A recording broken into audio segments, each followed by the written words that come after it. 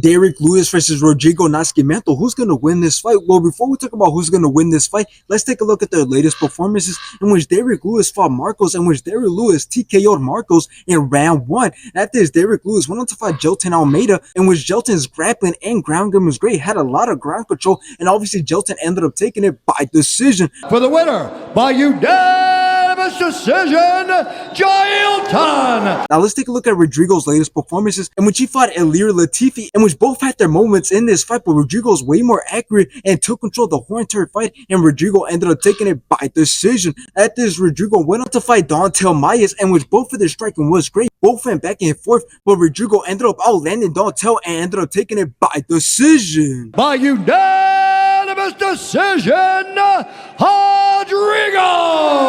Now, here's the thing. I believe that Derrick Lewis has to win this fight if he still wants to have a name to the point where people can say, oh yeah, this guy Derrick Lewis has the skill and has the power to finish anybody, because when you look at his record, he hasn't had the best performances ever since losing to Cyril Gane. But here's the thing. It really shouldn't matter because he has lost to tough opponents like Tai TV Vasa, Sergey Pavlovich, Sergey Spivak, and obviously Jelton Almeida. So he really shouldn't lose to someone like Rodrigo, who's ranked number 15 and who also hasn't had the best performances recently. Because yes, Rodrigo's on a 3-fight winning streak, but 2 of those wins were by split decision. And before he was on this 3-fight winning streak, he had a no contest and a knockout loss. So he shouldn't be much of a problem for Derrick Lewis, but at the same time, he still could be a problem if he decides to turn it into a grappling match and if he decides to take the fight to the ground, because Derrick Lewis only has 1 win by submission, meanwhile Rodrigo has 6 wins by submission. So Derrick Lewis must keep the fight on his feet, and he better use his power to make Rodrigo hesitant throughout the whole entire fight. So in the end, it's simple. We can either have a stand-up match where Derrick Lewis wins by knockout, or we can have a boring grappling match that goes to the ground and Rodrigo wins due to having more ground control.